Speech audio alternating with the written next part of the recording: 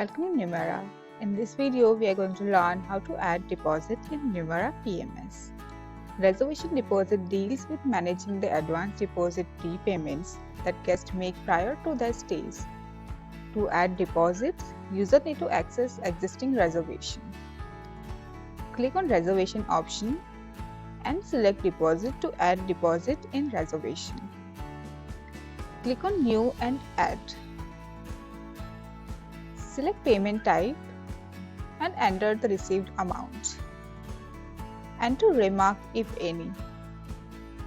Click on Save and Exit button to save deposit details. User can edit the amount if required before end of day process on permission basis. User can print the receipt if required. In case any cancellation, user can return the deposit. After guest checks in, user can convert the deposit to payment. Click on Convert to Payment. Payment type, amount and remark will automatically get fetched. User can edit the amount and remark if required. Click on Save and Exit button to convert deposit to payment. Thank you.